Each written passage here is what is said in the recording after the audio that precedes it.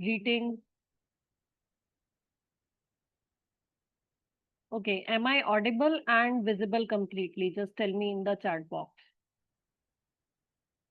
Okay, thank you so much. All right. So today, in fact, is the first day on which your workshop of Elevate Your Presence, the workshop that you had been waiting for which you have registered yourself, and the name itself suggests that what it is all about.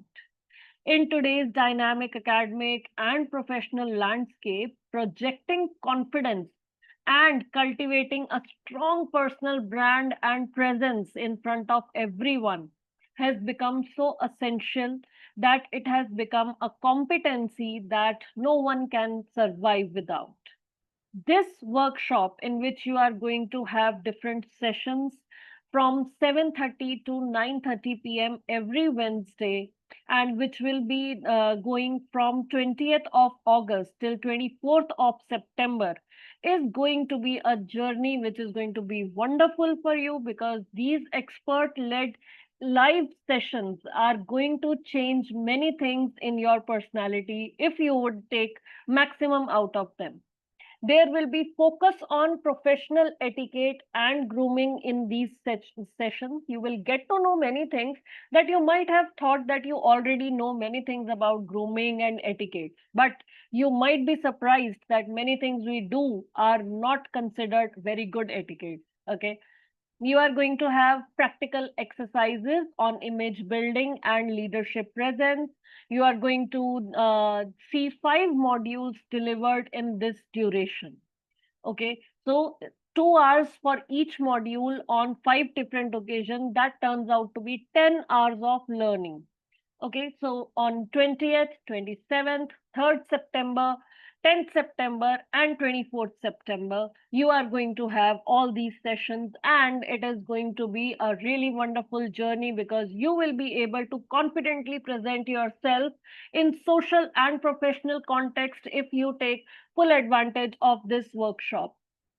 You will be able to apply principles of professional etiquette and protocols in your professional setting and even in your interviews as well. You will be able to demonstrate refined grooming and styling techniques.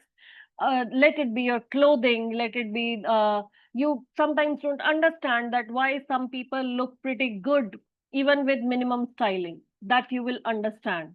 You will be able to exhibit formal dining techniques. This will also be taught, and you will be able to develop a personal brand that is aligning with the career aspiration.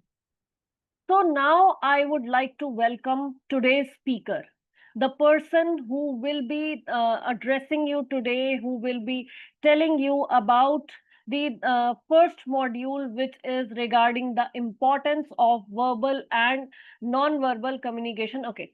So in today's module, you will be understanding about non-verbal communication, because verbal communication is something you had been learning since childhood. But today you will understand what are gestures, what are the things that you need to focus upon in order to portray your best self and what you are really thinking about. Because sometimes we are trying to show something else, but at the end, we end up showing a different picture to the other person due to these non-verbal cues.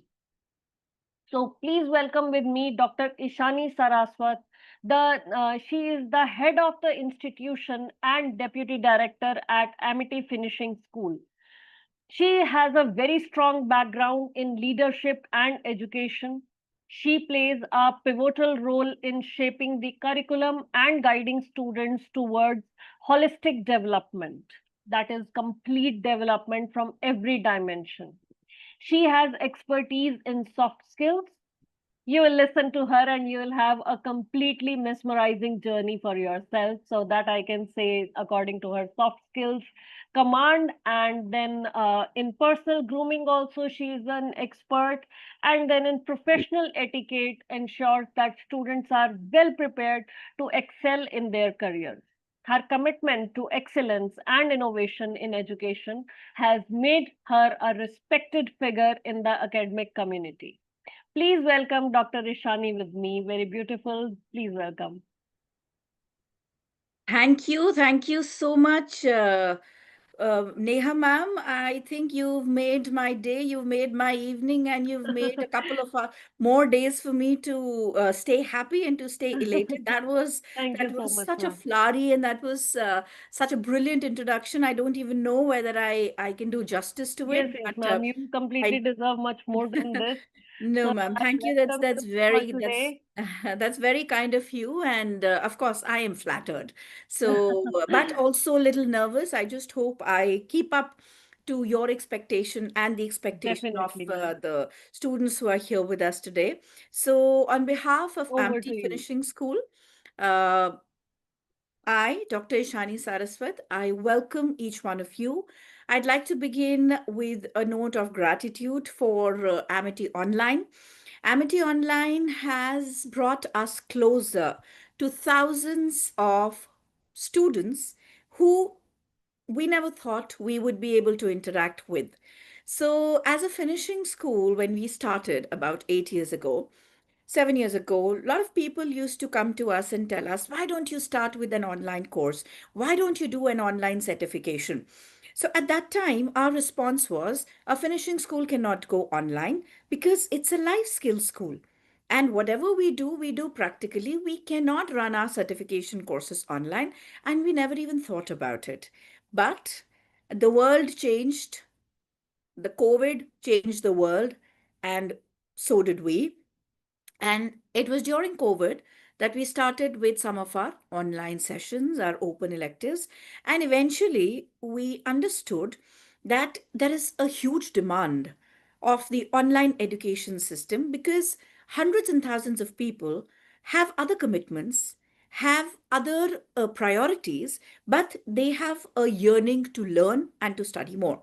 And that's the reason why all of you and so many of you are logged in for today's session. So I would like to give a huge round of applause to Amity Online for touching millions of lives every year for bridging the gap between the industry and the education, for grooming, educating so many students and making them capable of facing the real world. I am not exaggerating, and this is a wonderful platform that I would like to use to convey and to let everybody know that Amity Online has the most dedicated, the most futuristic, and the most educated and brilliant set of faculty and staff. I interact with them almost on a daily basis, and I see each one of them committed towards a purpose and a goal. And that purpose and goal is to reach to maximum students, give them their best, and give them extra over and above. So, the workshop and the series of workshops that we are going to be launching from today onwards, they are not a part of your curriculum, they're not a part of any subject. Even if they had not given or offered this to you, things would have been okay. You would have gotten your degree and you would have been fine. But the extra effort to give you edge over other distance learning education platforms, that is what Amity Online does, and that is the difference it brings about in you and your personality. So, overall, a very big thank you to Amity Online and to all the students who've graciously joined in for today's webinar. I will be talking about nonverbal communication to you, and I'll welcome all your questions. I'll try and answer each one of them. But please understand that this is an interactive session. And when I say interactive session, I need responses from you. Yes, there could be a time when I'm flooded with questions. I might not able to attend the questions to all the questions. So in that case, I'll request somebody from the online team to just help me cover up whatever missed questions there are so that I can answer to each and every one of you. Now, before I begin, I have a small request to all the participants. I know you are logged in from somewhere, most probably your homes. Some of you must be traveling. So, the ones who are traveling, it's absolutely okay. But the ones who are sitting somewhere, I want you right now. to stand. And if you're standing, I want you to straighten up your backs. Straighten up your back. Tuck your chin in. See, I'm doing it again. Tuck your chin. Roll your shoulders backwards. Place both your hands on your side, on your sides. Open your palms, don't close them. On your side, okay? Look straight. If you have a mirror around you, go. Take a peek at the mirror. Your feet parallel, not joined, slightly parted, okay? And chin parallel to the ground. Now look at yourselves and smile. And tell me that you feel confident. Do you feel confident? Has anybody done that? Has anybody done? Okay, thank you. Do you feel confident? Do you feel more confident now? Okay, lovely. You do? Okay. What did I do? I just told you a small effort from our side can go a long way in telling the world about our level of confidence. If I start asking you today, most of you, most of you who are here will tell me that, we want to be confident. We want to improve our communication skills. We want to speak well. We are not too good in giving responses. I don't know how to form sentences. I don't know how to formulate sentences. I don't even know how to do small talk. So, those are the challenges I know you all have, all of us have. But the point is that there are some things that can be made better simply by putting in this much effort and being conscious about it. And what is that thing? That, my friends, is called the power of non verbal communication. And I'll just begin with my PPT here. Non-verbal communication is the science of communicating without using your words. So anything that starts with an emoticon or an emoji and that ends with a smile or a frown or pointing a hand or just looking like this at somebody is a part of your non-verbal communication. I don't want you to confuse the word body language with non-verbal communication. Why? Because body language is one little part of that whole system called non-verbal communication. So before I actually begin, I want you to answer a question for me. All of us know our Honorable Prime Minister, right? Mr. Narendra Modi. Please write down in the chat box, what do you like about our Honorable Prime Minister? What is that one thing that you like and you admire about our Honorable Prime Minister, and that has to be external in his appearance? Or, oh, fine, just make it general. Just tell me, what is it that you like about our Honorable Prime Minister? And just give me one word, okay? So I'm waiting here. Okay, do we have Q&As? Okay. Oh, I can't open the Q&As. Why? Because they're flooding. Is it? Maybe. Mm,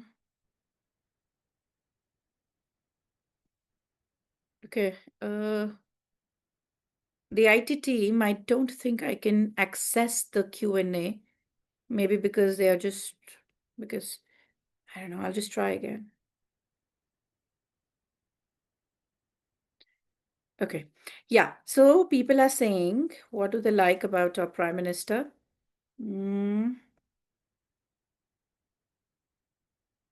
Good decision making, his confidence, okay, decisive, confident while speaking, confident communication, appearance, decision making, okay, Diksha Singh, his perseverance, how he carries himself, okay, true leadership, wow.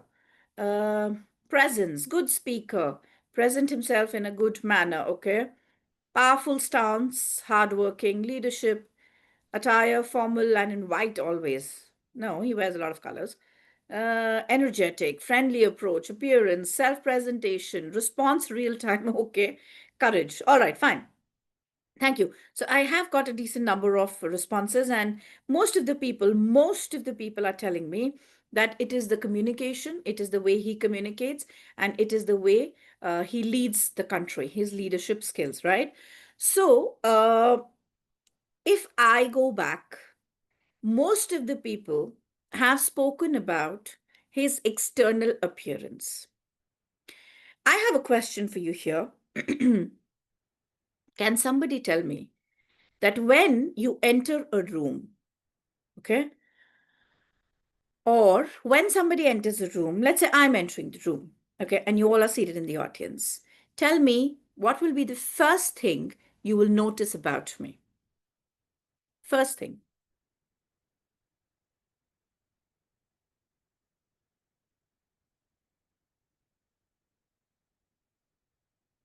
What will be the first thing you will notice about me?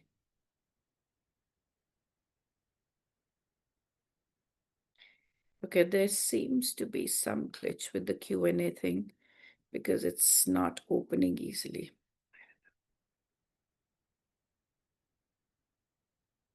Okay, why can't I open it? The IT team, can you help me here, please? Why can I not open the Q&A? The moment I click on it, it just shuts down. Or maybe while the people are answering. Okay. But what do you notice?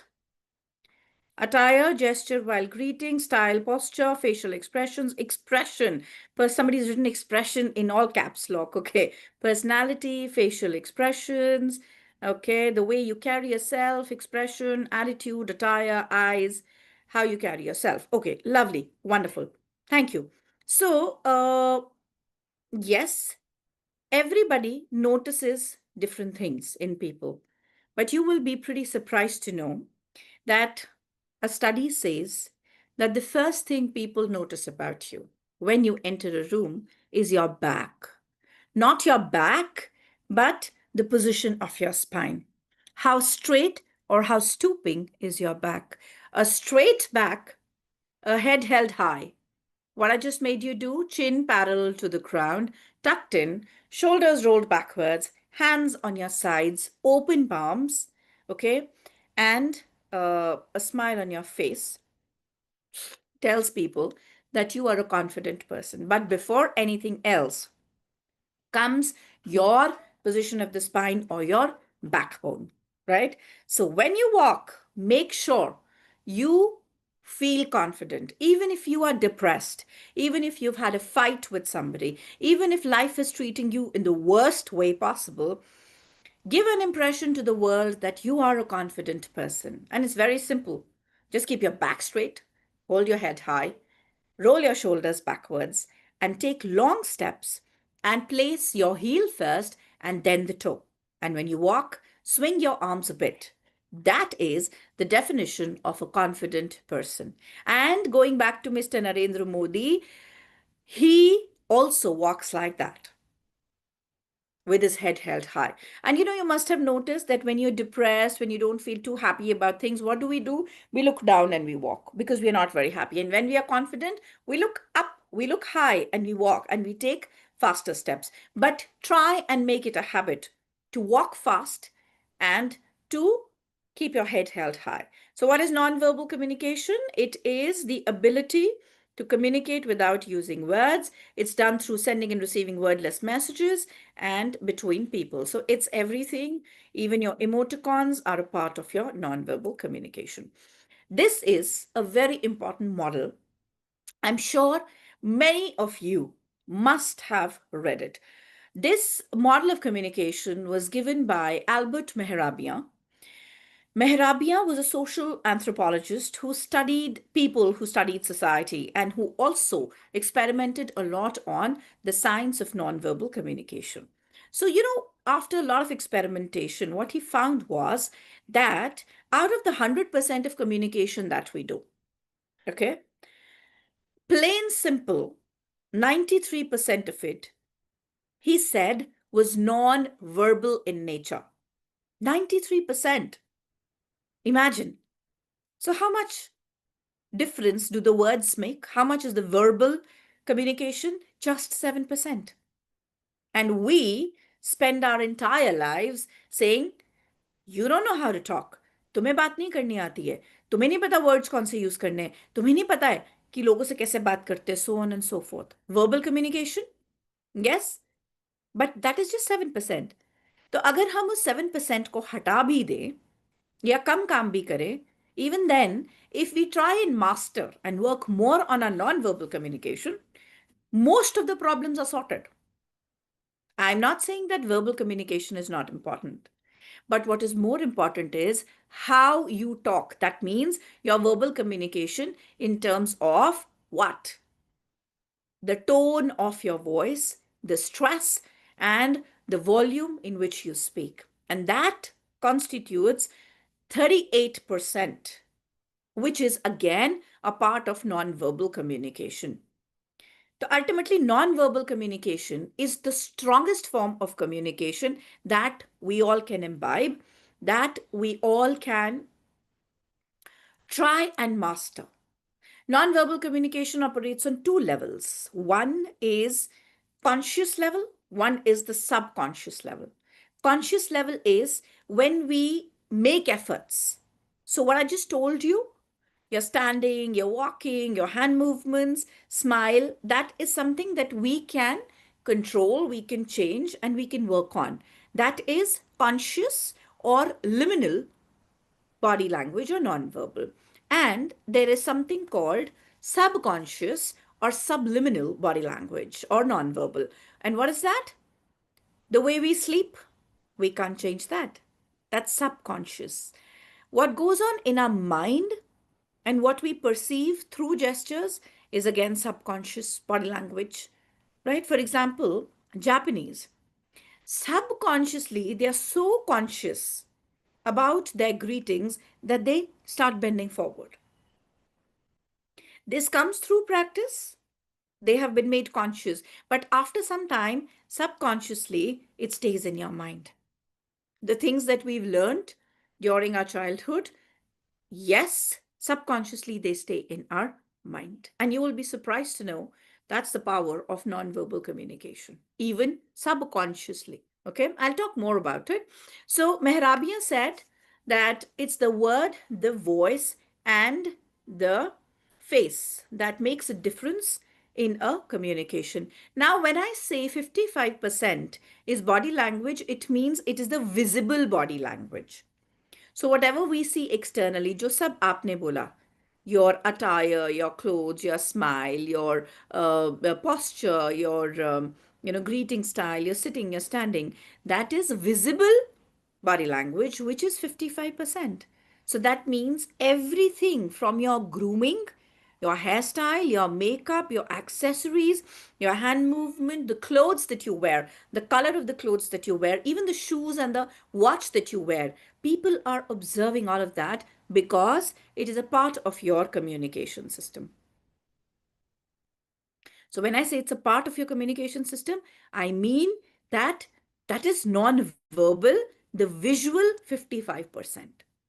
Okay, that is why it is important to wear formals for an interview. That is why it is important to be dressed appropriately. So, we have our trainer, Miss Sarina Bharadwaj, who will be taking your class. She is an image consultant, and she'll tell you why is it important to be appropriately dressed. So basically, as Neha ma'am also mentioned, we have these 5 workshops lined up for you on 5 different topics by 5 different trainers. So I can very proudly say that I have a wonderful set of trainers in my team, and they all are phenomenal, and they all will give you knowledge beyond your expectation. So I talk about communication. Each one of them will talk about a different aspect of personality related to behavior, related to life skills, or related to other different aspects of your persona, right? Now, this is called the visible code in nonverbal communication. And when I say visible code, it means whatever the principles of nonverbal communication. So the first is kinesics, which is loosely called body language. Even if you don't remember these words, it's fine. Just read what they mean. Oculesics means eye contact. Proxemics means distance. Paralanguage means tone. Artifactics means accessories, chronemics means time, and tactilics is the science of touch, and it is also called haptics. Before I jump on to the first visible code of nonverbal communication, I have a small video to show to you and to tell you the importance of communication skills in our lives. So just enjoy that video, okay? And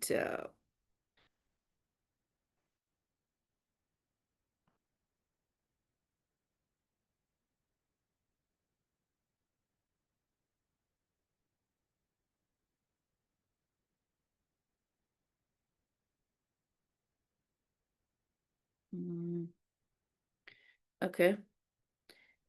Uh, yeah, just give me a second.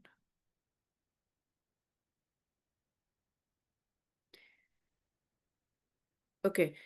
No, I haven't played the video yet. You'll have to give me 2 minutes. Let me start a little bit with the presentation, and I think it'll make more relevance there. Just give me a minute if you can, right?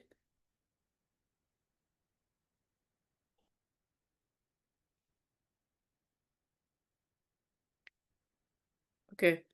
Um,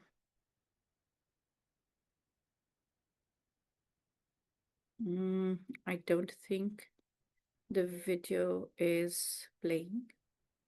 So,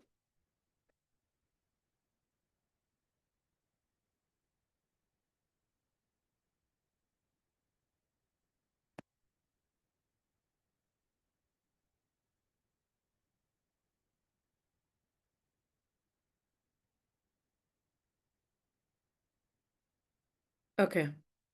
Yeah, so I think you should be able to. Yeah, I'll just explain everything. Don't worry about the pointers. Watch the video first, okay? And then I'll come back to you. So here.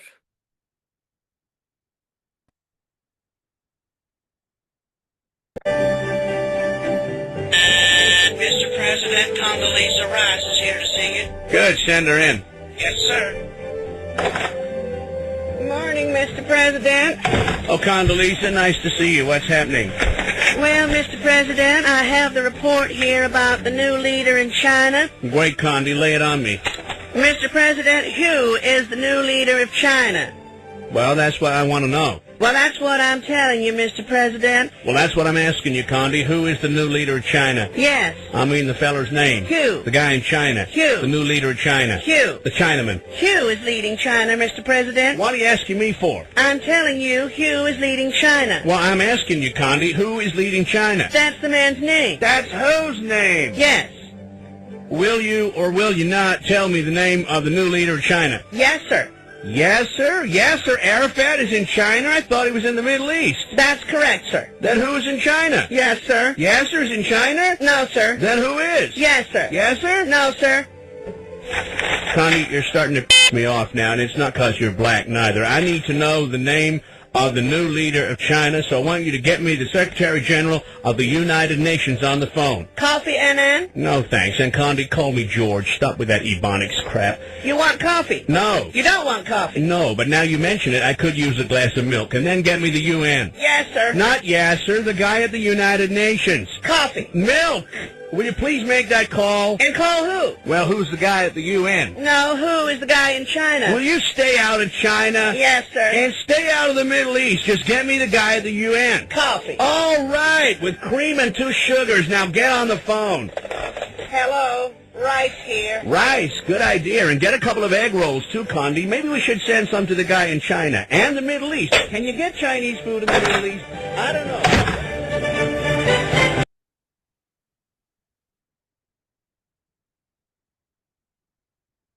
Okay, yeah. So I'm glad you were able to view the video, and this video is old, but it's very relevant when it comes to the power of communication.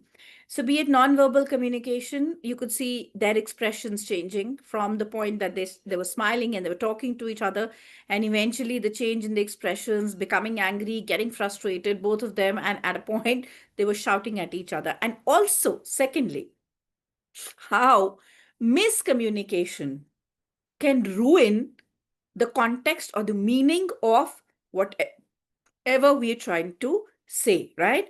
Yes, ambiguity, poor listening skills, communication, and the difference in cultural context, right? The difference in the accent and the difference in cultures, right? They do have a language barrier. They don't have a language barrier, but when they refer to people who belong to a different culture, the pronunciation changes.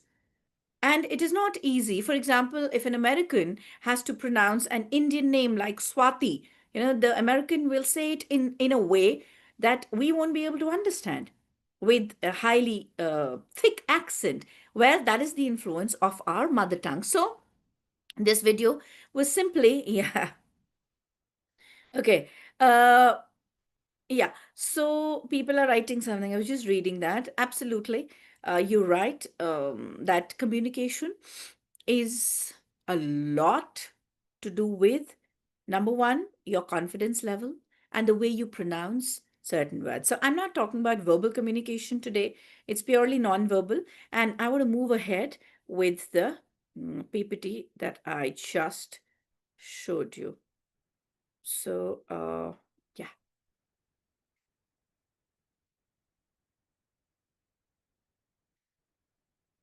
Okay, so I was on this slide. Yes. So here I'm talking about the nonverbal communication and the 7 principles. Let me begin with the first principle. Okay. Tell me, when you enter a room, okay, we've just described, when we've just shared the right way of standing and walking, correct? Now, once you enter a room, uh, how much time do you think you have to make the perfect or the correct first impression? How much time do you think it takes to form that perfect first impression? Any idea? Okay.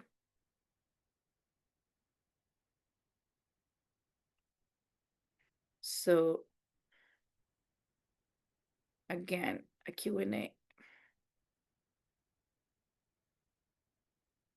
Okay, I think you are unable to open the Q&A till the time the messages are coming in, because I can't read anything right now. I'm trying to open it, but it's just hanging up.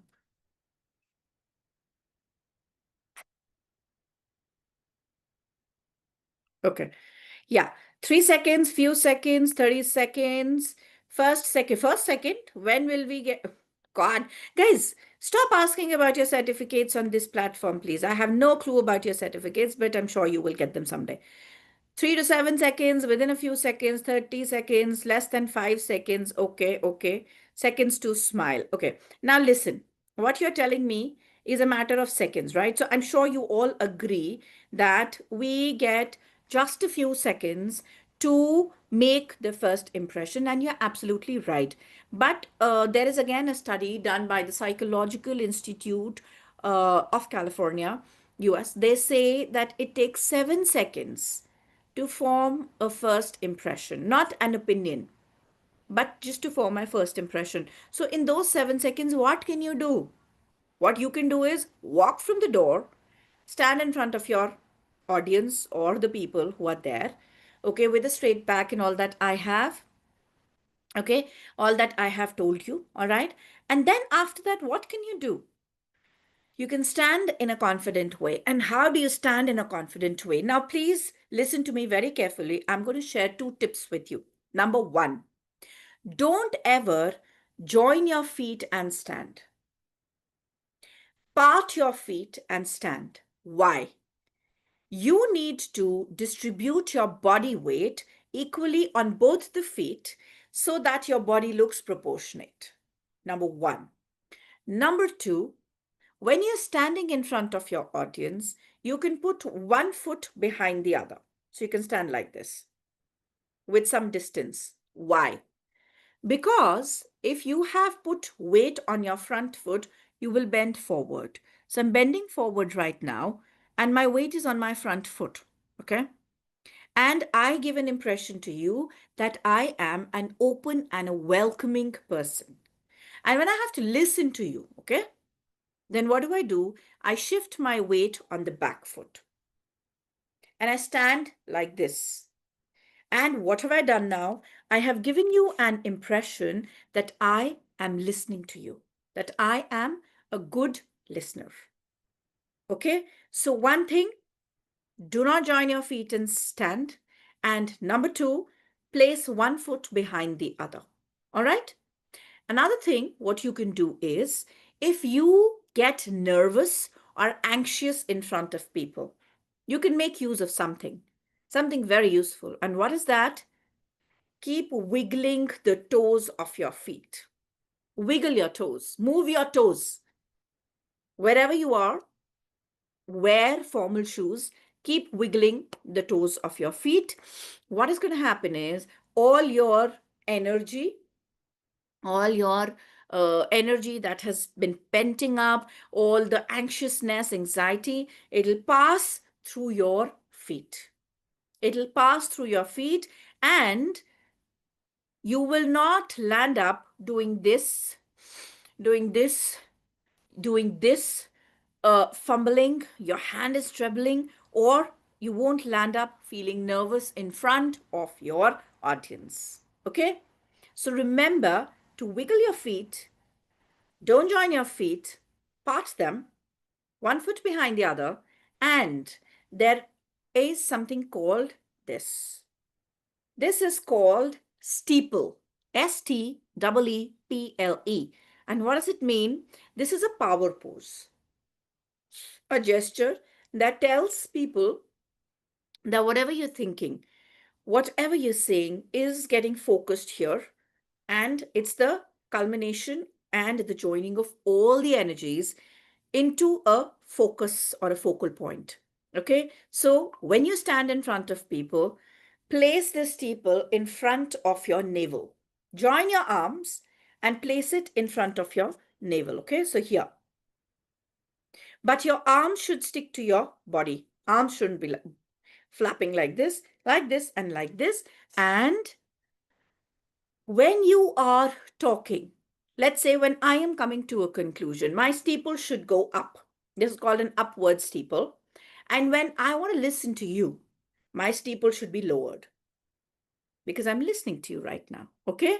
So steeple is a power pose that you can use when you want to make the right impression or tell people that you are confident. Also, one more thing that you can do is use your palms. Open palms are a gesture of open communication. Any crossing of arms, if I sit like this and if I talk to you, it's very comfortable. I can do that. But I'm not giving the right impression. This is a barrier to communication. So whenever you guys want to cross your legs and sit, girls do that, boys do that. We cross our limbs all the time. We want to cross our arms and we want to sit. Always remember that the impression that you're giving to other people is that there is a barrier to communication. You are not open to communicating. You are not open. It could be because you don't like that person. It could be because you don't feel like talking right now. Or it could be because you don't want to overshare. It could be any reason. Kuch bhi ho sakta hai. But the impression is a negative one. So that is why whenever you are out for an interview, sitting in a professional space, please open your palms and talk. Do not cross anything. Okay? Also, when you sit down, remember to enter the chair from your right hand side. So if my chair is in front of me, I will enter from my right hand side. That means the left side of the chair. Guys, somebody is telling me the video is hanging. Which video is hanging? I'm not playing any video. Pallavi, I think you need to check your internet connection. Okay. Yeah. So what I was saying was that when you have to enter, when you have to sit on a chair, always enter from your right hand side and stand in front of the chair and sit down gracefully with both your feet on the ground. On the ground, parallel to each other, back straight, chin parallel to the ground, shoulders roll backwards. And if you have a paper, let's say if you have something like this in your hand, you keep it on your lap. Okay, you keep it on your lap and you hold it. Okay, so what do? You don't cross your arms or your limbs, and you put both the feet on the ground parallel to each other, and you sit comfortably. And your hands should not be on the other person's table, because I'll tell you why not. Because that's something called proxemics. Okay, now here, body language. Balance movements with verbal cues, avoid random movements, step forward to indicate you are arriving at a point, step back when concluding a point, signals the audience that they can relax. So this is what I was trying to tell you, that when you bend forward, it means you're coming to a point. When you step back, it means that you want the audience to talk. Facial expressions reflect emotions, feelings, and attitudes. The face is one of the most reliable indicators of a person's attitude, emotions, and feelings. By analyzing facial expressions, interpersonal attitudes can be deciphered. Some people try to hide their true emotions, and the term poker face describes them. I think you know that, right? Now, this is again your kinesics. Tightly clenched hands usually indicate that a person is experiencing undue pressure. It may be difficult to relate to this person because of his tension and disagreement. So a lot of people stand like this. People who are tensed, who have a lot of pressure, they stand like this. Superiority and authority are usually indicated when you are standing and joining your hands behind your back like this, the way this person is standing. Okay.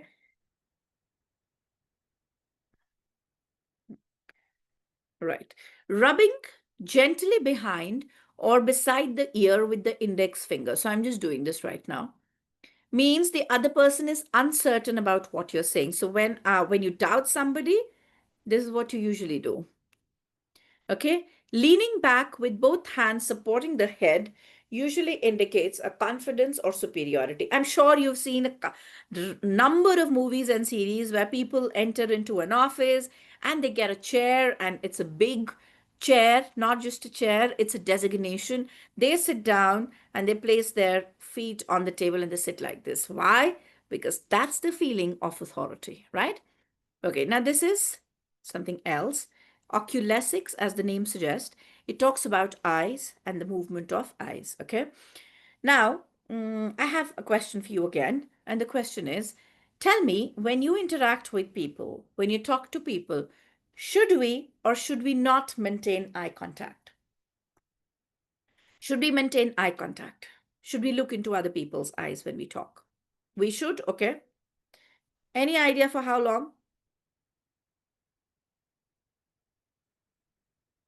We should. Yes, we should, I can see. But for how long? Always. Okay, okay. Maintain eye contact 2 to 3 seconds, okay? 5 to 10 seconds. We should wait for 5 minutes at least. Okay, lovely, very nice. Now listen, as long as the conversation is not ended. So you're giving me a lot of interesting answers, and I will enact what you've just told me, okay? So somebody is saying 2 to 3 seconds. That means I look into your eyes for 2 to 3 seconds, and then I look at my watch. Then I look at my eyes, then I look at my watch, and then I look here and there. Is this not going to be awkward? Yeah, it will be awkward, right? So when you look into the other person's eyes, number one, yes, you should maintain eye contact. Number two, for how long? There is no time limit to it. Yes, some studies say 10 seconds, 12 seconds, so on and so forth, but you can't keep looking at the watch after every 10 seconds. So, what do you have to do?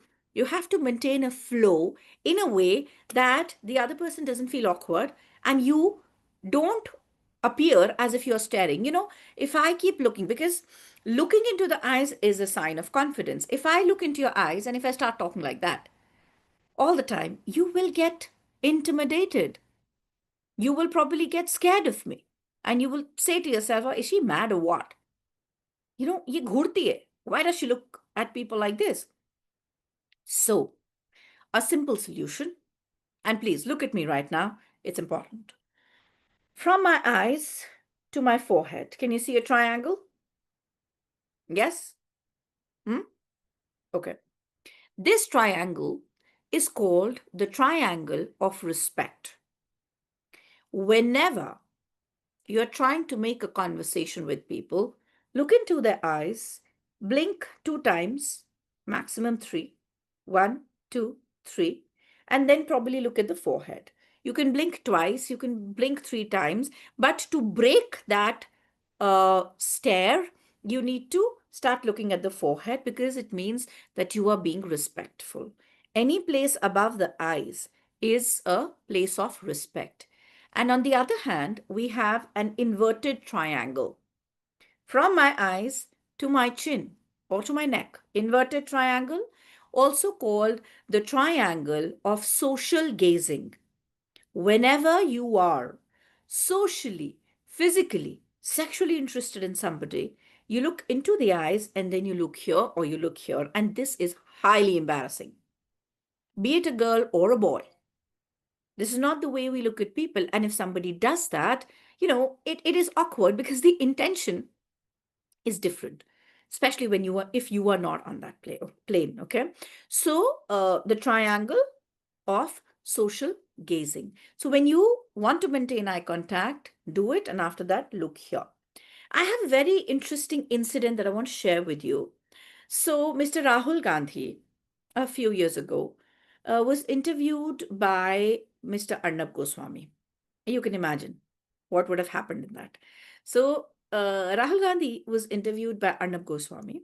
And when Mr. Gandhi was asked questions related to his political party, related to the work that his party is doing, Mr. Gandhi used to look at the left side and talk. He used to look at the left side and talk. And when he was asked questions related to his childhood, he used to look at the right side. I had a sad childhood, a lonely childhood. I grew up in a house where I had no father. So it was later on found that when, you know, the critics, they kind of analyzed it and they figured out that why did he look at the left side?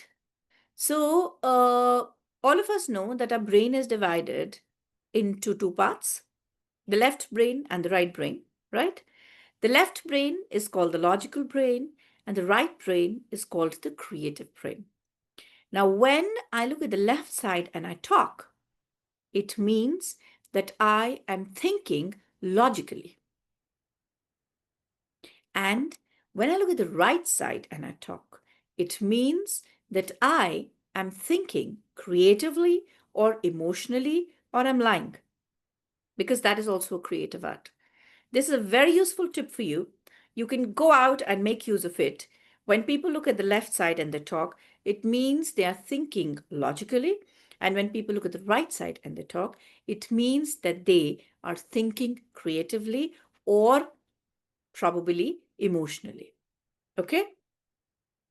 So you can judge people on that, but please make sure that you know which hand is the major hand, because people who have the major hand as a right hand, it's true for them, but whose major hand is the left hand, it is opposite for them because they are differently wired, the brain. Okay? Right? So before you go on and start making judgments, make sure you actually analyze and say which is the dominant hand. All right? Okay. Fine. So here, oculesics, there are two things about eyes that I just told you, and you can read it. To make people feel good and show your interest, you must maintain eye contact. And eye contact, easiest way is to look at the person's face above the tip of their nose, not the nose, basically the eyes, after you maintain eye contact. Okay. Left lookers are more influenced by logic and precisions. Right lookers are more emotional, subjective, and suggestible, which I just told you. Try to reduce tension and build the trust rather than increase tension. The raising of one eyebrow. So a lot of people do this. One eyebrow. Yeah, I can do that. This means that you disbelieve people. People avoid eye contact with other person when an uncomfortable question is asked. Of course, we know that when people lie, they avoid eye contact. Okay. Okay, this is about the posture. Crossed arms tend to signal defensiveness. They act as a protective guard against an anticipated attack or a fixed position which the other person would rather not move. Conversely, open arms and extended towards you generally indicate openness and acceptance, and we've just done that, right? Sitting with your legs crossed and elevated foot moving in a slight circular motion indicates boredom. So when you cross, yeah, people with slight squint eyes are more cautious about eye contact. Could you say something on this? See, guys, people who've got a squint, this is something involuntary, right? It's not voluntary. It's not that they can change it or they can move their eyes like that. So for them, when somebody with a squinted eye talks, they only have to figure out uh, how to look at other people. So at times people try and look more straight and they move their neck more so that the gaze is straight, okay? And they don't move their eyes too much, so they move their head and they know where are they looking, sideways or straight, right? So it's basically something that only the people who have this kind of a squint can figure out for themselves. So I won't be able to help you much with it because I know eye contact for a fact. You look into the eyes and then you look straight, but if you've got a squint and you don't look very comfortable or nice like that, then you have to figure out how to look and where to look, and somebody who's in front of you or can guide you or tell you will be of help. Okay. Yeah, interest and involvement are usually projected by sitting on the edge of the chair and leaning slightly forward. Okay. Generally, people who walk fast and swing their arms freely tend to know what they're doing and they go after that. So, also, this the leaders, they will walk fast, they will swing their arms, and they know what they're doing. Okay. Yeah. People who walk with their hands, with their shoulders hunched and hands in their pockets, tend to be very secretive and critical. They don't seem to like much of what is going on around them. So please remember, never greet anybody with hands in your pockets. Never greet anybody with, you know, never communicate with somebody with one hand in your pocket because that is rude, that is secretive, and also it gives an impression that they are not interested in whatever you're telling them. Okay. Now, third P. So what I've just done with you is KO, which is kinesics and oculesics, and this is the first P, which stands for proxemics. Proxemics, as the name suggests, it deals with distance. Uh, Again, I have a question. How many of you, when you stand in a queue, okay, when you stand in a line, when somebody is in front of you, somebody is behind you, how many times have you felt conscious or uncomfortable? So let's say there is somebody standing very close to you. The person means no harm. The person is not harming you, not doing anything to you, but is standing close to you. Do you or do you not get conscious? Okay, somebody's asking me, we need to give presentation and reviewer is many. How to handle a manager? I'll just tell you. Okay, tell me, answer my question first. Do you feel conscious when somebody is standing very close to you?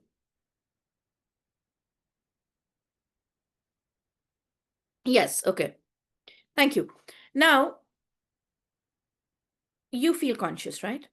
Because the person is standing very close to you and that is your personal zone. Correct? That is your personal zone, right? Now, the other person is in your space. And what is that space? And what is that zone? So, according to the science of nonverbal communication, every person is surrounded with four zones or spaces: intimate space, personal space, social space, and public space. So, 0 to 18 inches around you is called the intimate space. 18 inches around you, that is your personal doctor, your pet, or your partner, are allowed in that space. It is an unprofessional space. 18 inches to 4 feet, the yellow zone here, the personal space, is the space where people exchange visiting cards, where they do handshakes, when they do meetings, when they sit on conference tables or a meeting table. That is a personal space. Okay. 4 feet to 12 feet is the social space. Now, in many countries, especially the Middle Eastern countries, you will never see anybody standing too close to the other person. So even when you have to deal with them, even if you want to strike business with them, you know, you will be in their social zone. So for the Middle Eastern countries, the social zone is their personal zone or personal space. Okay. But for the rest of the world, it is the personal space, which is 4 feet. And then we have beyond 12 feet, we have the public space. Social space क्या होता है? आप cricket match देखने गए. You are in each other's social space. Or maybe a movie, not a cricket match. When you go for a cricket match, then you are in each other's public space. So the motive is common. The goal is common. To watch a match or to watch this thing, a movie or something. But the distance is huge. So the social space or the public space. Okay. But you need to remember that when you talk and interact with somebody, the distance that you should maintain should be within 4 feet. Remember when we were small, we used to be told, "Arey, maintain 1 arm distance." So we used to maintain 1 arm distance, and we used to kind of stand behind the other person. So 1 arm distance to nahi hai, but yes, approximately 1 arm distance would be 4 feet. Okay. These zones are not only important for us to interact, we also are conscious about them, even otherwise. So I'll give you an example here. Let's say you're sitting on your bed, it's a Sunday afternoon. You're sitting on your bed leisurely and you're working on your laptop, okay? And you're chatting with some close friend of yours on Instagram. And while you're chatting, your phone is kept somewhere and your phone starts ringing. And what do? You take the phone like this and you see who is it, and this is your um some colleague, somebody from your class or your batch. So you put your phone here and you keep typing. Yeah, yeah, tell me. Okay, how are you? So on and so forth. Okay. Now, in the same situation, yeah, Anand is saying you are confused about the social space. No one watches. No, no. Nobody watches movie with 12 feet distance. That is not what I meant. What I meant was that everybody who's around you within 12 feet of distance is in your social zone. Okay? That is what I meant. Then, same scenario. You're chatting with somebody on your laptop, Instagram, and your phone rings. And this time you see, who is it? It's your mother. And you're very close to your mom. So what will you do? You'll keep the phone like this. Okay? You'll keep talking, and slowly you will shift the laptop away from you. You know why? Because mother is closer to you. She comes in your personal or your intimate space now, and whosoever you're chatting with moves in the personal zone. This is what I meant when I said that this is the power of subconscious non-verbal communication. We are always aware. We are always aware. When you cross your legs, put one foot on the other, right? And you rest your leg on your knee. Your shoe points towards somebody. That's derogatory. Okay. Let's say your right foot is on your left leg. Your shoe is pointing towards your left-hand side at the moment. And somebody whom you hate walks from the right-hand side. Your shoe will now shift and the left leg will point towards the person who's coming. Kyun? Because subconsciously, we knew we don't like this person. So what I'm trying to tell you here is that the proxemics is very important.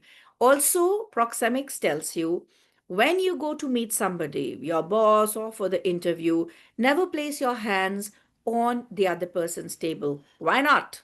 This is the answer, my friend. Proxemics. It's his or her personal zone, not yours. You can do it on your study table. You can do it on your workstation, but not when you are at somebody else's office space. Okay? Right? Any questions? Can I move ahead now?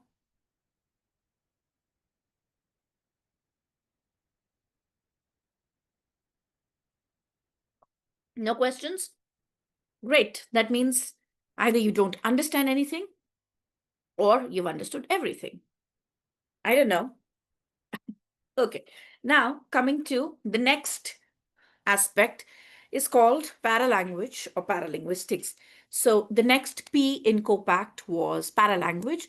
It's also called paralinguistic. And what does it stand for? So, when I told you that when we talk, it's just 7% of the words that make a difference. Yes. And rest is 93%, which is nonverbal in nature. I also told you something else, which was that the words that you speak might not make that much of a difference, but the manner in which you speak those words will make all the difference, right? Okay. Why? So here is an example for you. I remember once I came out of a class and there was a group of girls walking in front of me, ahead of me. And one girl was saying something to the other girl, and the other girl kept saying, "Oh, shut up. Oh, shut up. Oh, shut up." Tell me, do you think that girl wanted her friend to shut up? Yes or no? No. And how do we know that? Why? Because of the manner in which she spoke, right? Yes, because of the tone that she used. So if I have to tell somebody to shut up, I'll say, shut up. Or I'll say, shut up. Yeah? Or if I don't want, I'll probably say, shut up. The entire difference in your communication comes through your tone. The tone that you use makes an entire difference in your conversation. So I have a little activity for you. Okay? Let me explain to you first. So when we talk about English language as a language, there are three types of tones. One, rising tone. बहुत simple है इसको याद रखना. Rising is going from this level to this level. Any statement मतलब any sentence, any exclamatory statement. This is a chair, this is a table, what a wonderful day. I don't think I'm going for the movie. I am not happy about what is happening, so on and so forth. That is a statement. Yeah, I am not checking the chat box because I think everything is coming on the Q&A session. Why are you posting anything on the chat? But then there's nothing on my chat box, by the way. Yeah, guys, request you, please do one thing. Either you post your whatever comments or questions you want to, please post them on Q&A. Do not use the chat box.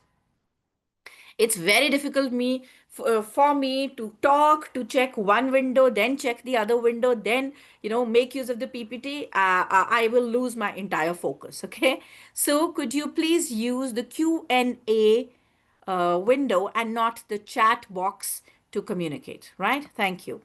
Yeah, so what I was saying was, I have forgotten what I was saying. Yes, I was saying the rising tone. So whenever you use a simple sentence, your tone should go from this level to this level. The tone goes up. That means What a wonderful day. I feel happy. I don't want to go for the movie. I don't want to go for the movie. My tone goes from one level to a level higher when I speak a sentence. But when I ask a question, interrogation, then my tone goes down and it's called a falling tone. Falling tone is from this level to this level. Why are you late? What have you been doing? How are you feeling? Have you filled the form? Not, how are you feeling? Have you filled the form? Why are you late? See the difference. Rising tone, exclamatory sentences. Falling tone, interrogative sentences and questions. And then there's this third tone, rising, falling tone. Whenever there is a doubt, whenever there is a but that we use, Palak is an intelligent girl, but she is unwell. My tone goes up, then there is a but, then it comes down. So whenever there is a doubt, whenever there is a but, okay, then the tone first goes up and then it goes down. It sounds a little complicated, but if you start getting conscious about how you speak and about the tone that you use, trust me, your communication will become far better than you want it to become. Also, another thing that you can make use of is you should know the tone describes your mood. So, be firm, but be polite. I just used something a while ago and I said, okay, please don't write your queries in the chat box because it's very difficult for me to focus on 2, 3 windows at the same time. So I was firm, right? I said my message clearly, but I was polite. I was not rude, right? Yes. So be firm and be polite. And second thing that you can do is you must use the you approach. And what's the you approach? Whenever you talk to people, a simple rule of English is that when you talk to people, you, okay, somebody's written 3, 4 questions to me. Why is nonverbal important in interviews? What's the mistake? What nonverbal signs? Okay. Why is nonverbal more powerful than Yeah, words? Why ma'am, is I'm nonverbal? compiling these questions and we can take them up at the end. And I think Yeah. matlab, you No, can no, no take the problem. session, or if you want, you can take them right now as Yeah, well. yeah, yeah. Whatever Right. you So feel like. whatever I can, I'll answer right now. Otherwise, I'll keep Sure, it, reserve sure. it for the end. Right. Thank you, ma'am. And speaker ma'am is saying to use Q&A, but here it is being said use chat box. I don't know. Neha ma'am, I think you'll have to figure this out. No, no, no. Chat box is being used for yes or no for your questions, and here you can post your questions, students. Okay, so if ma'am is asking something in yes or no, you can just say that in chat box. That would not make any difference. But yes, use this only for your specific questions related to the webinar. Use question and answer section only, because then in chat box there are so many students, your question will go away and nobody will be able to answer your questions. That is why we are asking you continuously to post it in Q&A section only. Okay. Thank you, ma'am. Okay, ma'am. Okay. So, what I was saying was that, when we talk to people and when we tell them, so let's say there are 2 of you who were sent on a project and you are reporting, you're supposed to report that to your manager. So you will say something like, ma'am, I and Neha went for the project and this is the report. No, absolutely wrong. Give respect to the other person first. Neha and I went for the movie, or sorry, the project, and this is the report. We first use the other person's name and then our own name. And second thing, there's a sentence. So the sentence is, I will not allow you to enter the class. I will not allow you to enter the class. Okay. And the second sentence is, you are not allowed to enter the class. What is the difference? In the first sentence, there is no difference except one word. In the first sentence, I use the word I. I will not allow you. And in the second sentence, I use the word you will not be allowed. Do you see the difference? You know, all of us have egos. We have inflated egos. We need ego massagers. An ego is like a bubble. Somebody praises you. Oh, you feel so nice. And somebody threatens you and tells you, I will not allow you to do this. Your ego goes berserk because you also have an ego. So then you stop listening. So, you know, if I say, you are not allowed in the class, your probable reaction would be, sorry, ma'am, I will make sure. Okay, I'll make sure to be on time. And if I say, I will not allow you, your reaction will be, fine, don't allow me. I don't even want to come for your class because there is this ego. So when you talk to people, make sure you use the you approach. Unko unka benefit or loss dikhao. Use the you approach so that they feel it's their loss if they don't do certain things or if they don't do something. Okay? Yeah. Now, before I move forward, let me answer the questions. Somebody said the use of non-verbal. Itne sare questions. Okay. Non-verbal important in interviews. Of course, it is important in interviews. It is important everywhere, in every professional scenario. Why is it important? Because you make your first impression through non-verbal communication. And also, many a times, your interviewers get to know whether you are lying or whether you are speaking the truth simply because of your non-verbal communication. What is it that they observe? They observe your hand gestures, your feet, your eye contact, whether you can make an eye contact or not, your tone, the manner in which you speak, your attire, that's a part of your non-verbal, your accessories, yes, and your time management. That is why non-verbal communication is very important. The way you sit, the way you walk into the room, the way you sit down on your chair, the way you move your hands when you talk. Where do you look when you talk, left or right? All of that, the HR professionals, they know everything. They know all of this and they observe all this. Okay. So make sure that when you go for an interview, the non-verbal is far better. You know, guys, there is a research that says that out of the 100%, when you go for an interview, it is just 20 to 30% of your technical knowledge that makes a difference. Rest, 70 to 80% is your soft skill. When I say soft skill, I mean your etiquette, I mean your non-verbal communication, I mean your image management, everything. That makes a huge impact. So what your marks are is factual, but how do you defend? How do you speak? And what impact do you make is completely through your communication. Okay. Why is nonverbal more powerful than words? I think you can answer it yourself. You tell me, why is it more powerful than words? I will not speak a word and I can make the best impact possible.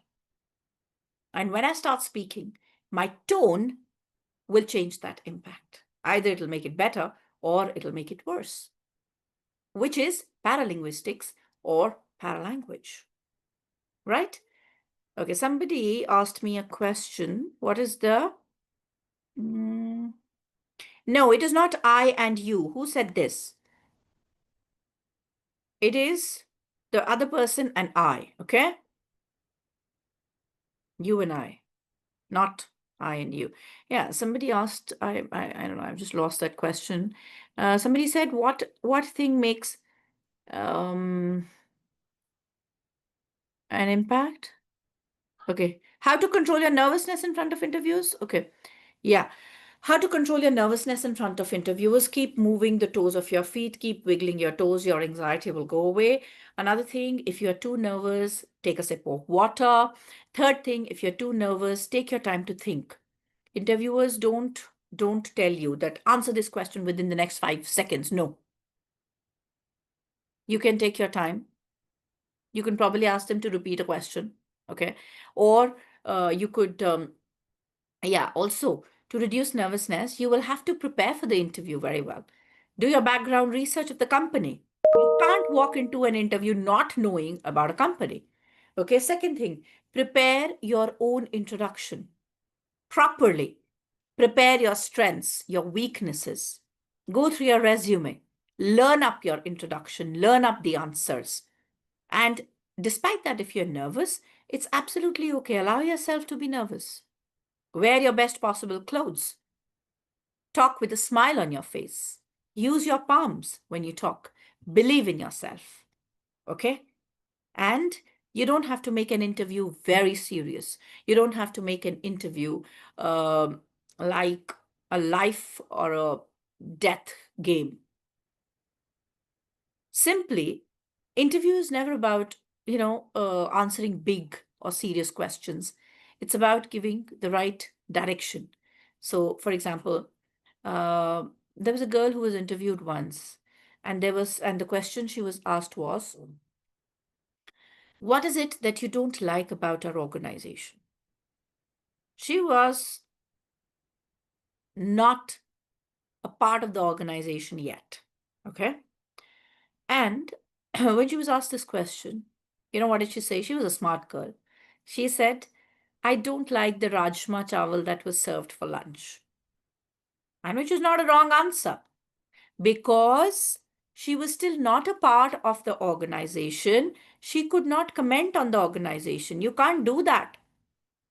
But she had to answer. So this is what she said. So what I'm trying to tell you is, keep your answers simple, honest, and keep your attitude right. Interviewers want to know, what have you done about a certain problem or a weakness in your life? So if somebody asks you, what is your weakness? Tell them your weakness, professional weakness. That will not make a difference, but tell them what you have done about that weakness. How have you overcome? How have you tried to overcome that weakness? That is what is going to make a difference. Okay? Right? Yeah. Also, if you're very nervous, I have a brilliant tip for you. Uh, and the tip is, okay, somebody is asking me how to maintain proxemics in crowded places. You can't. You can't maintain proxemics there, because people don't know what proxemics is. So they will not maintain that distance. It is for formal situations, and it is for situations where you're going to meet people, sitting with them across boardroom tables, shaking hands with them, exchanging your business cards. Okay. Now, in this paralinguistic, I was saying that one is your tone. Tone is also called intonation. And the second is called pitch, I think. Yeah, pitch. What is pitch? The degree of shrillness. The degree of shrillness in a voice is called pitch. Girls have a higher pitch, boys have a lower pitch. So, yeah. Okay. Intensity is the impact, basically the stress. Always remember, what is guys, what is robotic? Isn't it bit robotic in non-professional setting? What is non-robotic? I don't understand. Is it proxemics, or is it what, your tone? Yeah. Yeah, just clarify that to me. So I was saying there's something called stress or the intensity. The simple rule of English related to paralanguage: 3 types of tone: rising tone in a sentence, question when you ask a question, falling tone, and when there is a doubt, rising falling tone. Okay? Yeah. Palm movement. Use your palms when you talk. Open palms, a gesture of open communication. Don't use them too much. Use them slowly, softly, and nicely. Okay? How to practice nonverbal communication at home. Of course, video record yourself. Be conscious of how you talk, how you walk, how you sit at all times, and eventually it'll become a part of your personality. You can change your body language. You can change your nonverbal communication. It does not take a very long time. Remember that. What do you need to practice? What all I've just shared with you. What will you practice? All of this.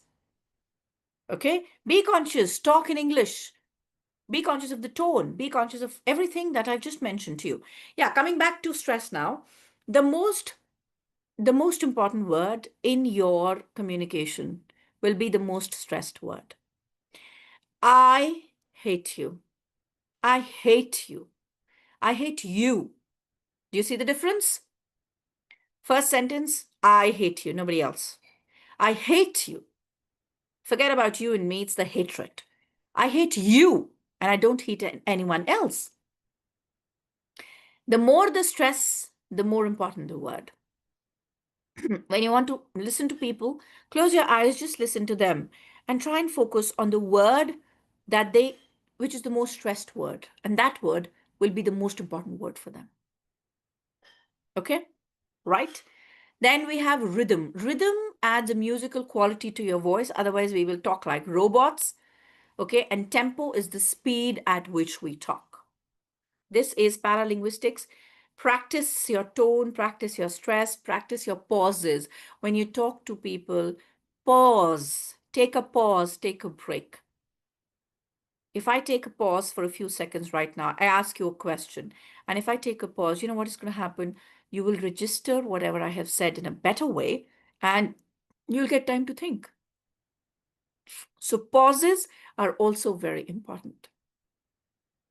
Okay. All right. Next word here is chronemics. Chronemics stands for your. Okay, before that, let's watch a video, a small little video on paralinguistics. Okay, and a funny video.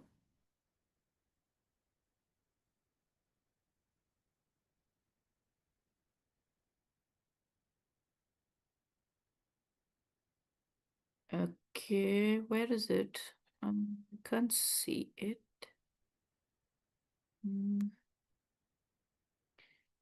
Okay.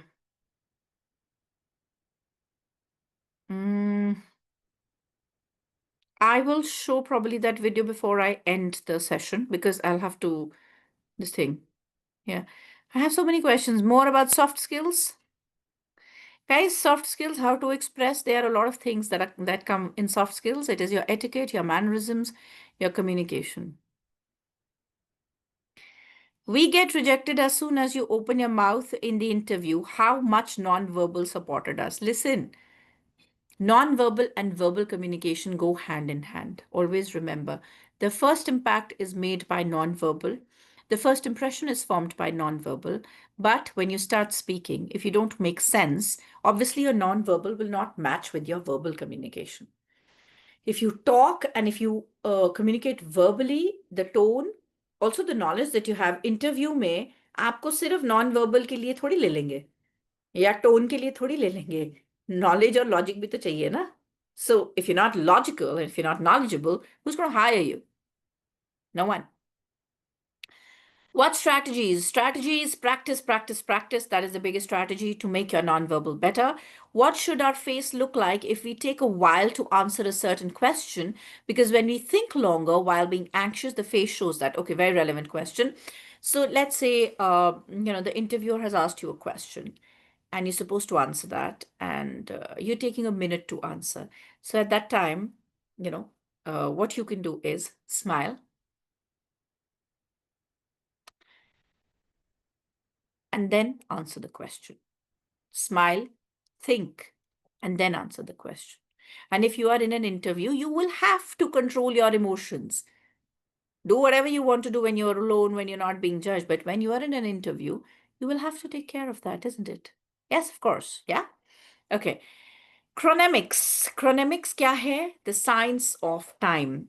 Guys, I don't know whether you agree with me or not, but a person who is punctual is valued more than a person who does not value time. If we are nervous, what can we do? I get nervous when I'm surrounded with a lot of people. Okay, there's one tip, okay? And the tip is before you enter a room, you should flay your hands, swing your hands, kick your feet in an empty space. Don't kick each other, huh? Do that, do that, do that, do that. What's going to happen? Your adrenaline will release. Adrenaline is the hormone that is a fight or a flight hormone.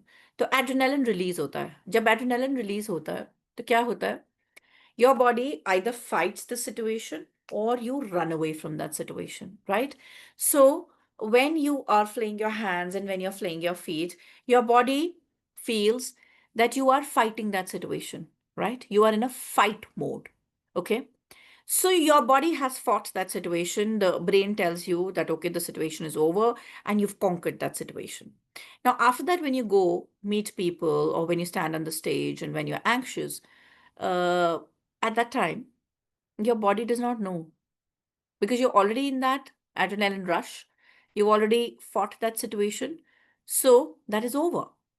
So your body does not come into that mode of being anxious again and you're absolutely calm. So you can use that tip. And if you're nervous, take a while. Take a while. Say hi to people. Just stop there. Don't look into their eyes for a while. Okay, look around, smile, say to yourself, everything is okay. And eventually, say hi, warm up to people and start talking. Okay, how to keep personal emotions apart from professionalism? Okay, guys, hold on. I will answer these questions. Just let me finish with this PPT, okay? All right.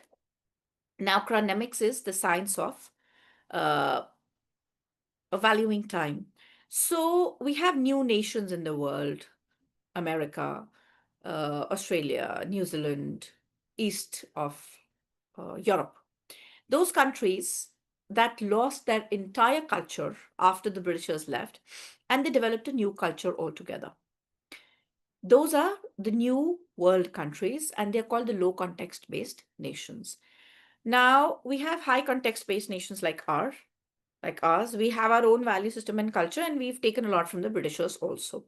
In the same way, all Asian countries are high context. Italy is high context. Western Europe is high context. What is the difference? The difference is in India, if you invite somebody for a birthday or for a wedding that mentions 10 o'clock, you will conveniently walk in at 11:30. Why? Because that is our concept of time. Because we are multitaskers. In India, I can look at you, I can probably type, I can eat, or I can think of something else right now because that is how we are wired. We are multitaskers. So those nations that have an old context, their people are multitaskers and they are called polychronic in nature. The problem with that is that we value time just as time. But the low context based nations like America, like Australia, like New Zealand, you know what do? For them, time is money, as simple as that. That's why they respond to emails as quickly as a phone call.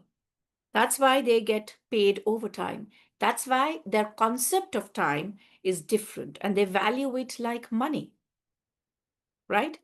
So for low context based nations, time is money.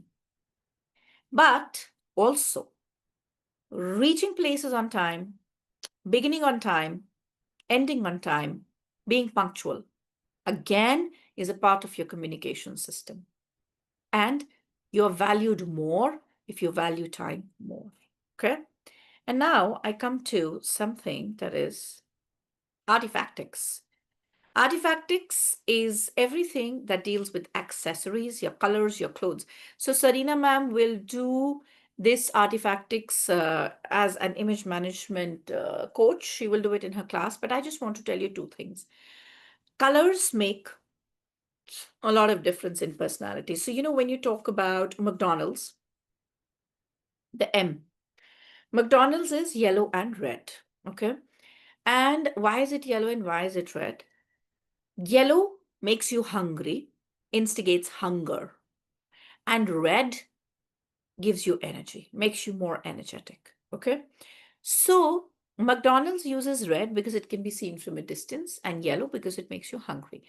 Now, in the same way, a lot of companies use their logos and the colors indicate something. Like, for example, a green dot. Deloitte and a green dot after that means that we are environmental friendly. Okay, environment friendly.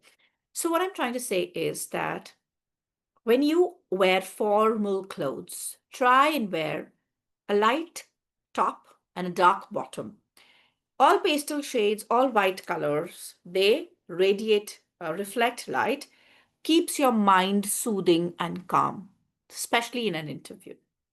Energetic colors, red, yellow, orange, they will make you restless. Okay. So that is why blue is called the corporate color. Black is the mysterious color, formal color. Gray is formal. White is also formal. Blue is also formal, but blue is also the corporate color. So artifactics is your accessories, your watches, your earrings, your makeup, your shoes, your belts, everything. So that also needs to be taken care of in an interview or in a formal setup. Everything is a part of your communication system. Very interesting. Perfumes. So, perfumes were made not just to fight body odor, but to also attract the people of the opposite gender. Okay. So, when you use a perfume, you will find that many times, if you're wearing a girl's perfume, the men or the boys are attracted to it. You know why? Because a girl's or a female perfume has female pheromones, body odors of females, which are very unique, okay, and male pheromones. And the males are attracted to male pheromones. What I'm trying to tell you here is number one, you should wear a perfume. Number two, don't change it too often. Number three, don't wear a very loud perfume. If you do that in an interview, the interviewer is likely to get distracted, and the interviewer is likely to turn the attention on the perfume rather than on what you're saying. Okay, right? So that's for you to understand and to know that artifactics is also a very important part of nonverbal communication. And now I'm coming to, okay, guys, too many questions. Hold on. Let me just finish, please, huh?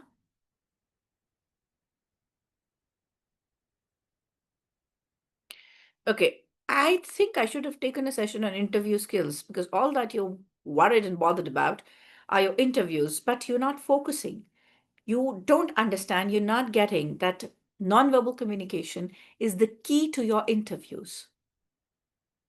So, whatever I've shared with you today, or whatever I am going to share with you, you need to practice that. Okay. Now, coming to the last bit of this thing, haptics. I don't think it's on the slide. Haptics is the handshake, probably. It's not on the slide. How much important is a handshake in one's life? A handshake tells people about your personality. The firmer the handshake, the warmer you are, the better you are as a personality. So the first rule of a handshake, let a girl or lady initiate a handshake, or let a senior initiate a handshake. Okay.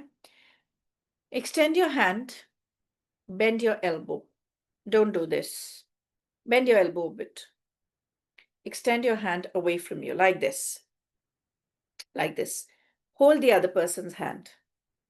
The web of your hand should meet the web of the other person's hand. Okay?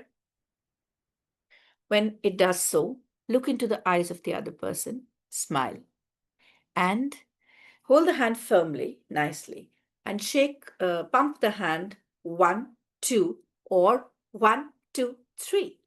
And after that, move your hand away. This is called a firm handshake, a gentleman's handshake, or a corporate handshake. The more surface area in contact, the better is the handshake. The less surface area in contact, bad handshake, unprofessional handshake. Okay, hands, putting one hand on top of the other, called the politician's handshake, unprofessional again. Or some people who bring their hand forward like this and hold your hand, they are the dominating people. So this is a dominant bone cruncher. Okay. So when you meet people, you must shake hands, and your handshake is going to speak a lot about your personality. So make it strong, make it warm, and make it nice. All right. Okay, so this is more or less about nonverbal communication that I wanted to talk to you about. Let me just take the questions, okay, and then let's see what we can do. Yeah, somebody is saying that when there are too many people, I don't know where to look. So remember, if a panel is sitting in front of you, you look from left to right. So you look from left, you keep looking at people, then right, then go back and come back to your left and then to your center. Okay, that's how you maintain eye contact with all of them. How do we know if someone is faking the intensity? Faking the intensity? Uh, you might not know through paralinguistics, but something else will tell you that the person is lying. It could be the shaking of voice, it could be not maintaining eye contact, it could be fumbling, or it could be, looking at the right side like this, maybe. When it's a logical thing that the person is saying, you get to know. How do we know if someone is, okay, why intense? What? I don't know, couldn't understand this. The interviews in qualification, this in judge further communication. Sorry, Shivam, the interviews in qualification, is this in judge for the communication? Yeah. The qualification, yes, of course. I mean, it matters a lot if that's what you're asking me. In the interview, it does. That's why you become eligible for an interview. Those are your marks. That's the resume. That makes you eligible. But what you do in an interview is how you defend your resume and your personality. Okay. Which type of questions should we avoid? Questions should we avoid where? In an interview, you can't avoid questions. You are not the chooser here. So you have to answer all the questions. What should you avoid? Don't avoid anything. If there's something that makes you uncomfortable, probably you can say that, sir or ma'am, I am not very comfortable in answering this question. If it's a personal question, but if it is a professional question, you've got to answer that. Okay. If we are very nervous, what can we do? I really get nervous around people. So this I've just told you. Yes, when you fumble your speech, count one after every word you say. Take a break, take a deep breath, and whatever I told you to do before you meet the audience, do that. Okay? Yeah, one tip for the interview. Which tip was I giving? Yeah, be honest. When you go for an interview, be honest. People don't want to know, okay. So let's say somebody asks you, what is your biggest strength? And if you tell them my strength is, let's say it's a question for me. And if I tell them my strength is that I am a public speaker and I am a leader, hmm? Is anybody going to believe me? No, nobody will believe me. When will they believe me? When I give an example. So if I say, my name is Ishani, and all my life I've been on stage. I have participated in a number of debate competitions. I've won accolades for my institutions, and I've also been the head girl of my school and my college. When I say this, imagine the impact it makes. One, I've given an example. Two, the other person will not ask me random questions anymore. The other person will pick up from this answer that I've given and will ask me. Understood? So exemplification, giving examples always helps in an interview, and reiteration, repeat karna. Next question is, why should we hire you? Sir or ma'am, as I just mentioned, that I have leadership skills and I have, I'm a communicator. I've been a communicator all my life. And I also I'm a very fast learner. Again, give an example. जब हम repeat करते हैं तो हमारा answer ज़्यादा validate होता है. Okay? I have a bit of soft voice. How can I speak in a more commanding manner in your view? Talk loudly. And your voice should come out from your stomach and not from your throat. Don't be scared of talking, guys. Never think that if I talk, what will people say? People will say something any which way, no matter what you do. And those people are the ones commenting on you who can't speak a word in English. So the first thing you need to do is accept yourself. Fight your fears. Not fight your fears as in fight, but whatever makes you inconfident, whatever that thing is, your weight, your height, your language, sit down with yourself and think, what is it that I can do? How can I overcome this? Do I want to overcome this? I'm fat. Somebody tells me, oh, you put on so much weight. You're so fat. I know. But it still affects me. So what is the option that I have? Two options. One, I either do something about it, my diet, workout, whatever, or I say to myself, I'm very happy being like that. I'm absolutely fine. And the day I say this to myself, the next time when somebody tells me, oh, you've put on weight, I will say, yeah, I know. I'm aware. Yes? First thing is to get acquainted with yourselves. I cannot make a magic potion and make you a wonderful communicator within 2 hours. No one can do that. You think I am the way I am today? Was I like that forever? No. I worked very hard to become this way.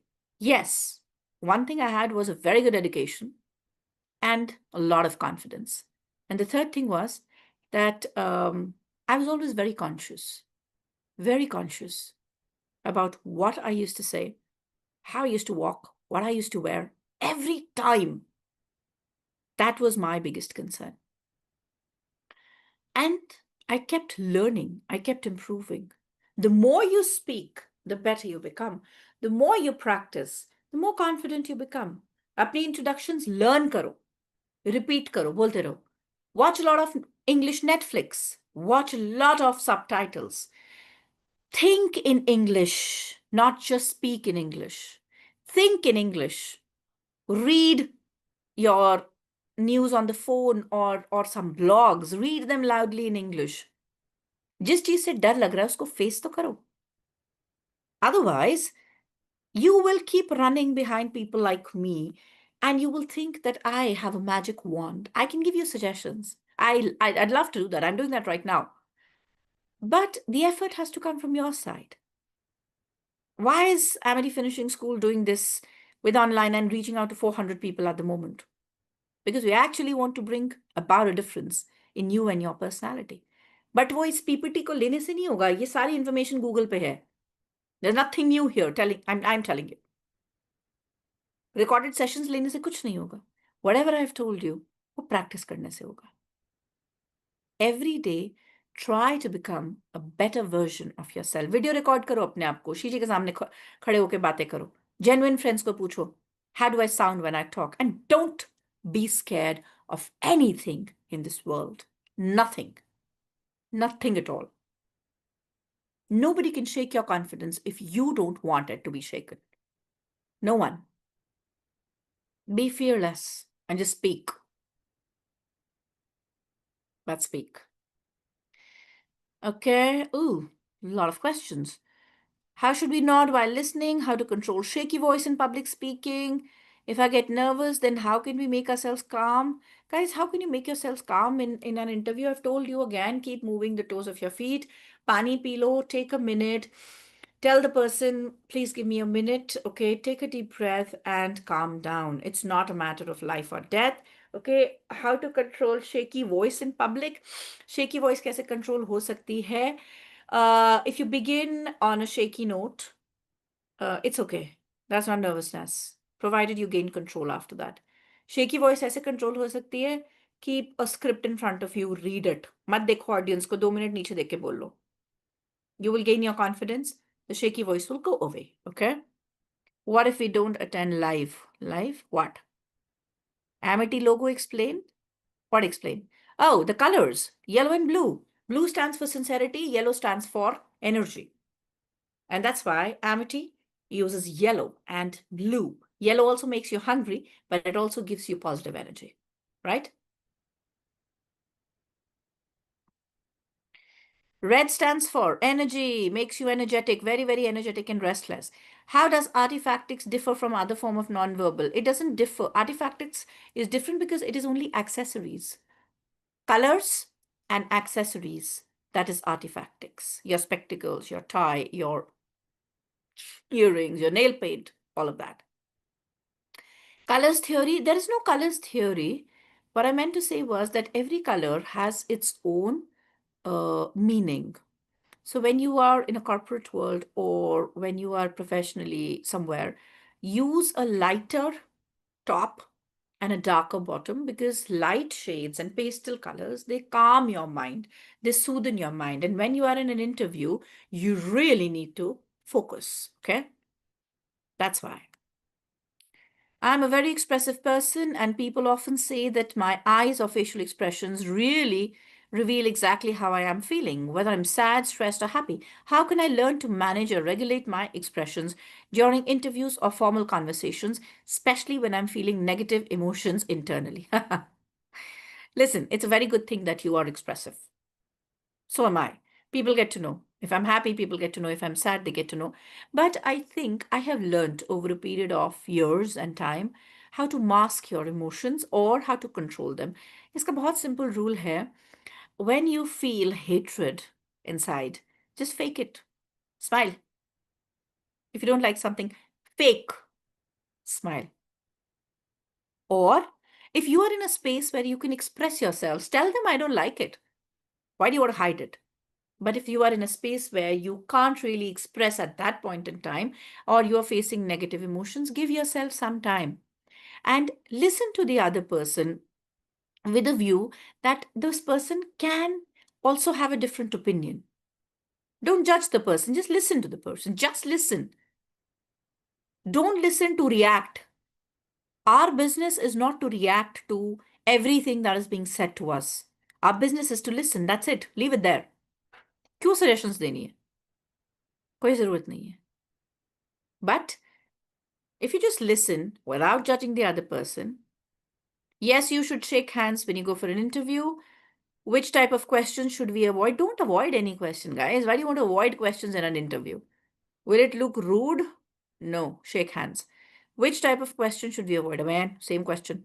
Amity logo. There is no story behind the Amity logo. Yes, Amity logo, the mashal that is there, it gives you strength. And that mashal is the mashal of enlightenment, of education and knowledge. And the blue color stands for sincerity. Yellow color, as I told you, is a very bright color and it also inspires us. That is why, and it's a very bright, striking combination. So blue and yellow are the Amity colors. Okay. I think I have almost come to the end of my time and my presentation here. If there's anything else you guys want to ask, please go ahead. I hope I have been able to make sense to you. We are a part of Amity Finishing School. Okay. Sorry, you have more questions. Mr. Modi and other international personalities used to handshake in a different way. Yeah. Mr. Modi, what he does, you know what he does? It's called a bear hug. He shakes his hand and then he puts his other hand. That's called a politician's handshake. वो warmth देने के लिए करते हैं, वो domination दिखाने के लिए करते हैं, but वो corporate नहीं है. I was talking about a corporate handshake, a professional handshake. Okay, all right.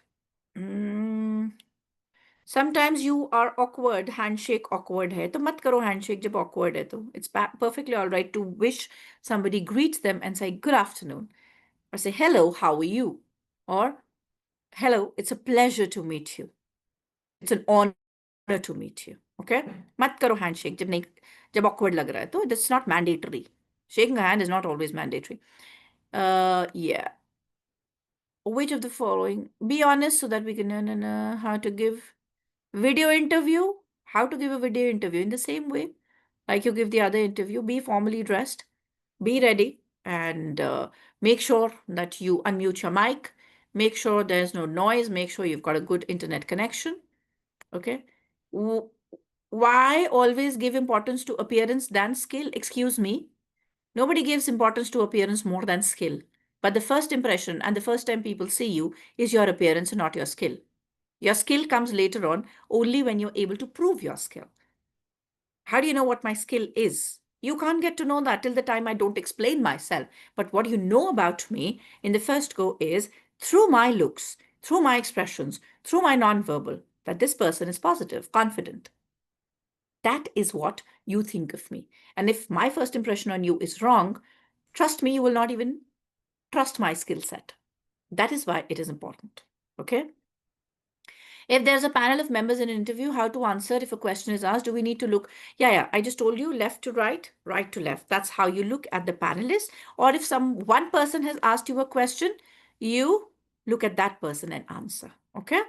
How to handle parents who think you are dumb when you're not, asking because I can't communicate. When I feel, listen, how to handle parents? By talking to them. By talking to them seriously and not avoiding their questions. How do you handle parents? Make them sit. and tell them, I need to share something. I need to talk. And tell them that you have certain opinions about me, and this is what you think about me. But I don't think, or that's not true.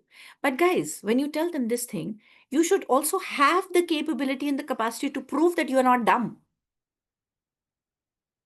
Yeah? Don't do dumb things, or don't talk in a certain way.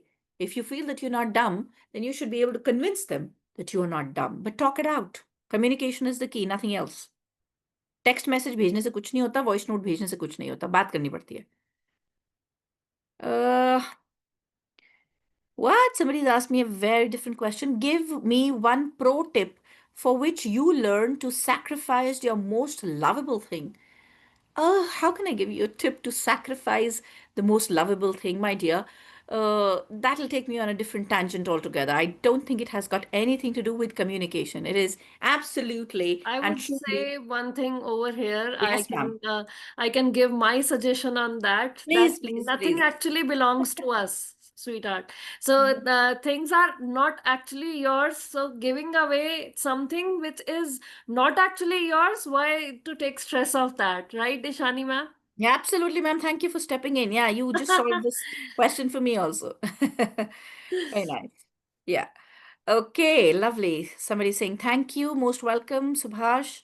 Okay, nervousness. I thoroughly enjoyed the session. Thank you so much. Mm. What can we do to be consistent in making a life successful when we feel lazy? When you feel lazy, keep a picture in front of you, your best picture, or something that you want to be. And look at that. And then when you feel lazy, it's fine. Feel lazy for a day. It's all right. You're allowed to do that. It's absolutely okay. We're all human beings. We can't be perfect all the day. We are not machines. I feel lazy so many times. One day, 2 day, third day, you will start feeling that, this is not right. What am I doing? And you will be more recharged. Laziness भी एक mindset है. Allow yourself to be lazy. Allow yourself to be nervous. But overcome that. Okay? We need to maintain professional relationship at work, how to handle the bias at work. Ugh, how to handle bias at work. Do you keep doing your work? Keep doing your work and keep expressing and let the other person know whatever work you have done. At times we presume and we think, they know. They should see it in my work. They should know what I'm doing. No, people don't know a lot of things. Why should they know? At times they don't know. Go tell them, I've done this.